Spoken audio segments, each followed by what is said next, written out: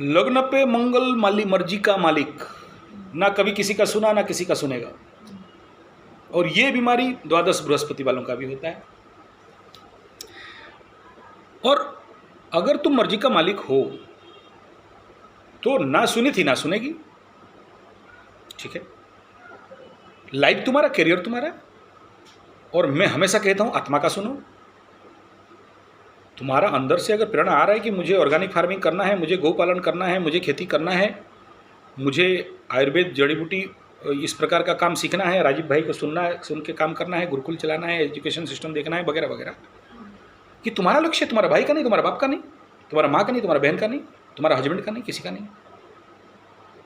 और आज अगर ये कहो कि वो लोग मुझे मना करते हैं या मेरे को करने नहीं देते हैं या मेरे पास सामने ऑब्स्टकल होकर खड़े हैं या मुझे बाधा देते हैं या इमोशनल ब्लैकमेल करते हैं या करने नहीं देते हैं वगैरह वगैरह, तो क्या उनको दोष दे के तुम जीतना चाहती हो? नहीं, दोष नहीं देना। उदाहरण दे रहा हूँ, डोंट टेंस्ट एग्जाम्पल।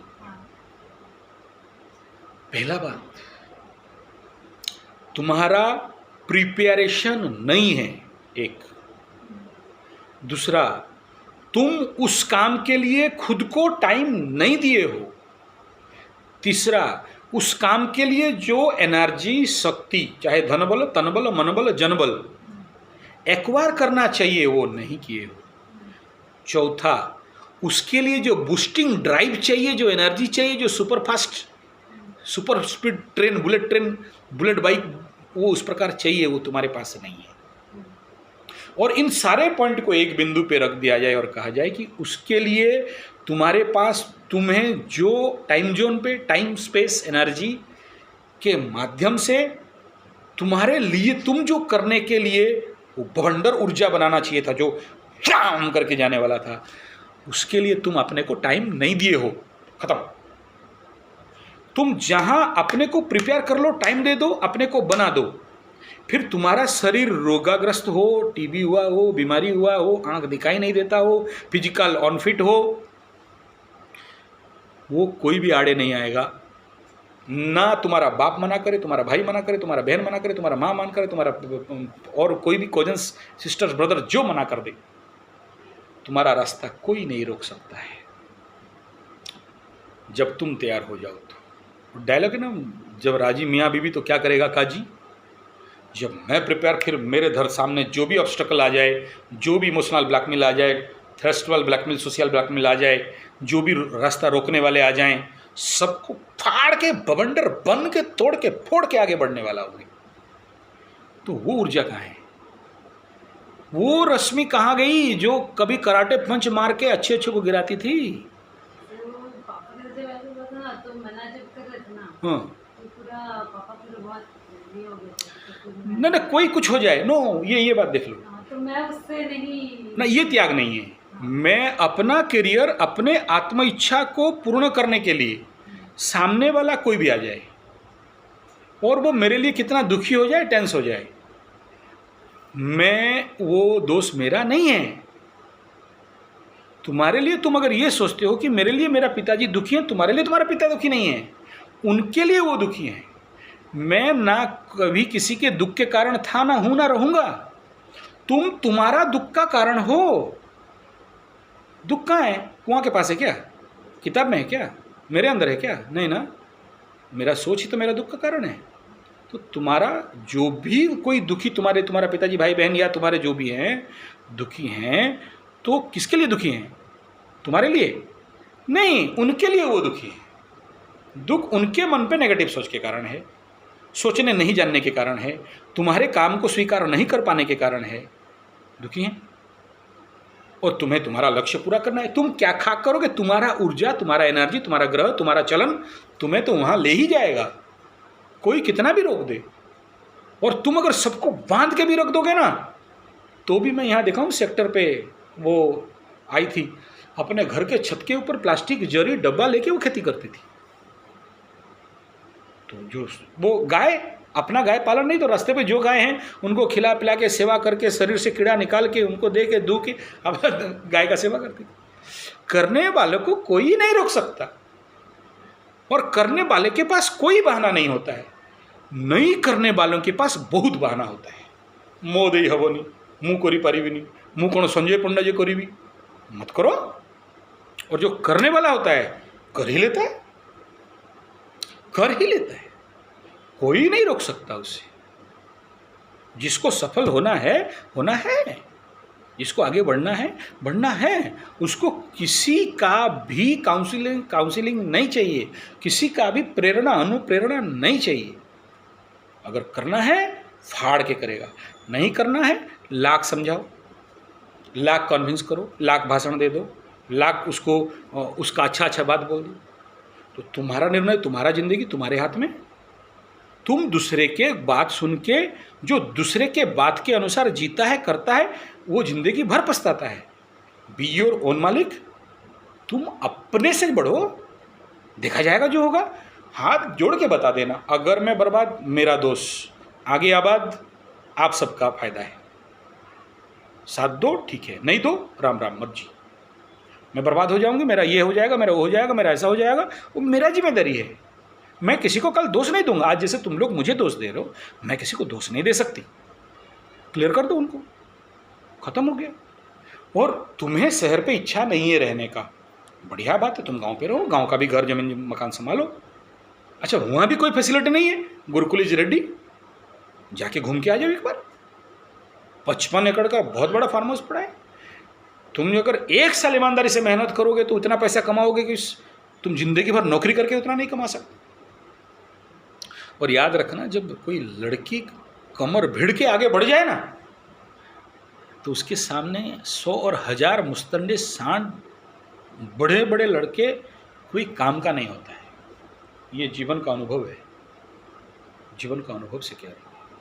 एक लड़की जिस दिन निकल जाए तो 1000 लड़का भी उसका पैर का धूल के बराबर नहीं हो सकती, नहीं हो सकती। जरूरत है निकलना, जरूरत है वो टारगेट, जरूरत है उस लक्ष्य को, सफलता को अचीव करने का जुनून। ऐसा नहीं कि फिर तुम शहर पे नौकरी करने भी नहीं जाओ, इतना सब एमसीए पढ़ने के बाद, और खेती के नाम पे भी आके सो गई। खेती के नाम पे आके फिर वो फ्रॉड करने लग गई। खेती के नाम पे आके बोले हम तो खेती कर रहे हैं और बैठे हो ना। जिस प्रकार किसी फार्म हाउस पे, किसी फार्म पे, किसी कंपनी पे नौकरी करते हो, 1-1 मिनट 8 घंटा ईमानदारी से, 12 घंटा ईमानदारी से बैठते हो, ऐसे जमीन के साथ और गाय के साथ ईमानदारी से भिड़ना है। और बाकी रोग, बीमारी, परिवार, शत्रु, ब्लैकमेलर्स, ये कोई सब बहाना है। करना ही सत्य है। और जब करने आओ, और इस सब के पीछे क्या चाहिए? अपने को प्रिपरेशन, अपने को तैयारी।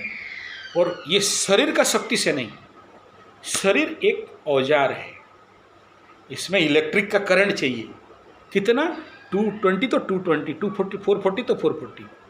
आगे इसमें बोलोगे 36 केवी डाल देंगे, जल जाएगा। उस आध्यात्म शक्ति के उंगली पकड़ते पकड़ते चलना है, उस माता रानी का उंगली पकड़ते पकड़ते चलना है। सिर्फ मेरी फ्रेंड है, हाँ, तो वो भी मेरे पास गाना सुनी होगी, चलने वाले मंजिल पाते बैठे पीछे रहते हैं, पाँव मिले चलना के खातिर, पाँव पसारे क्यों बैठे। तो की हो सफल है, तुम नहीं कर रहे हो और ढूंढते रहे हो परेशानी परेशानी परेशानी। मैं पापा को बोली कि मैं पापा गांव में जाकर फिर मैं करूँगी, पापा नहीं। हमारे ऊपर निर्भर करता है कि तुम दूसरे का बात मान के चलोगी या तुम्हारे बात मान के चलोगे। फिर ऐसे मैं मिक्स वेंचर पे दिक्कत होती है। ये इस प्रकार के कॉम्बिनेशन बिजनेस, और उसको क्या बोलते हैं, मल्टी, मतलब एक दूसरे के साथ मिल के बिजनेस, मुख्यतः तुम्हारे जो राशि लग्न है, इनको planetary position 7th house, business spouse, combination business, मतलब एक दूसरे के साथ शेयर बिजनेस, शेयरिंग, वो सूट नहीं करता। तो मैं सोची कि अगर फिर करूँगी तो फिर अभी लगेगा, बट मैं खुद कुछ सोचूंगी। आज के डेट में कॉम्पैक्ट फार्मिंग, देखो एक समय था, एक कंप्यूटर 1980 में एक कंप्यूटर स्टील प्लांट में आया था, एक कंप्यूटर के लिए 2 कमरा भर फिर जाके एक कंप्यूटर होता था। वही 96 में जब आया सेलरन या पेंटियम ऐसा कुछ आया, तो एक तो टीवी जैसे इतना बड़ा बक्सा, तब वो कंप्यूटर हुआ। फिर उसको कंपेट करके इतना बड़ा छोटा बक्सा पे आया, फिर लैपटॉप आ गया, फिर कंप्यूटर से ज़्यादा इफेक्टिव एक मोबाइल एक छोटा सा जगह में आ गया। तो एग्रीकल्चर भी ऐसे कॉम्पैक्ट होते जा रहा है अभी। Multi farming, compact farming, wall farming, छत के ऊपर का स्पेस का फार्मिंग, तो बेंगलोर पे भी जाके किसी का भी ओपन स्पेस लेके खेती करके यू कैन स्टार्ट। गाय नहीं हो सकता है, लेकिन खेती और टेम्पररी गुरुकुल, वहाँ भी छत के ऊपर एक छोटा सा गुरुकुल। सोचो बेंगलोर जैसे नगर पे बहुत सारे बच्चे सही एजुकेशन नहीं पा रहे, और तुम ऑलरेडी ट्रेंड हो, तुम्हारे पास बहुत सारे जो पुराना तुम्हें पढ़ाया गया था, संस्कृति, शिक्षा, बाल विकास, बहुत सारे तुम्हारे पास है, योग है, नेचुरोपैथी है, कुछ तो पंचगव्य है, कुछ राजीव भाई का बात है, ये सारा बात, ध्यान, मेडिटेशन, योग निद्रा, बहुत कुछ जानते हो। तो बेंगलोर में किसी भी घर का छत लेके यू कैन स्टार्ट, बहुत कमा सकते हो। अगर तुम्हारा फैमिली राजी नहीं हो रहा है और बेंगलोर पे रह के देखो, जहाँ चाह है वहाँ राह है, जहाँ चाह नहीं है फिर वहाँ बहाना ही बहाना है। ये तुम्हारे ऊपर निर्भर करता है। और ऑन फैक्ट इमीडिएट तुमको गांव पे या किसी ज़मीन पे लेके अगर नहीं, अभी देखो तुम्हारा फैमिली में इतना बड़ा हादसा हुआ है तो नेचुरली इकट्ठा रहना ज़रूरी है। कुछ दिन रह के वहाँ तुम्हारा प्रैक्टिस भी हो जाएगा। छोटा जगह पे घर के ऊपर छत लेके, भाड़े पे छत लेके मुश्किल से 500-1000 रुपये में भाड़ा मिल जाएगा। कुछ बच्चों का ट्यूशन सेंटर स्टार्ट हो जाएगा, गुरुकुल कोचिंग सेंटर स्टार्ट हो जाएगा, ग्राम्य गुरुकुल या छत के ऊपर गुरुकुल का प्रोजेक्ट स्टार्ट हो जाएगा, ऊपर में किचन गार्डन स्टार्ट हो जाएगा। तो ये बेसिक 6 महीना 1 साल का जब तुम प्रैक्टिस कर लोगे, अनुभव कर लोगे, तब तक तुम अपने यूट्यूब से, वीडियो से और मेरे से भी लिंक रख के बहुत सारा बीज बनाना, बीज का डेवलपमेंट करना, प्राकृतिक बीज बनाना, प्राकृतिक खाद बनाना, गाय के ऊपर बहुत सारा नॉलेज एक्वायर कर लोगे। तो ये 6 महीना 1 साल के दौरान तुम्हारे पास नॉलेज हो जाएगा। तब तक तुम्हारा जो फैमिली अभी तहस नहस है उनको सुधार लोगे। अब तुम्हारा माँ का प्रॉब्लम है उसको भी संभाल लोगे, सबको संभाल उमाल के ठीक कर लिया, फिर तो निकलो आसमान का पक्षी बन के, उड़ो आसमान पे, करो, मैं हूँ ना, क्या टेंशन तुम्हारा। 55 एकड़ का जमीन पड़ा हुआ है, करो, गुरुकुल पड़ा हुआ है। तो अभी फैमिली को संभालना जरूरी है। और सबसे इम्पोर्टेंट, ये सब के बाद तुम्हारा तीनों बहन का शादी देखना है, इसको देख लो पहले, उसके बाद फिर तुम्हारा लाइफ जो बनाना उसको देखो, ठीक है।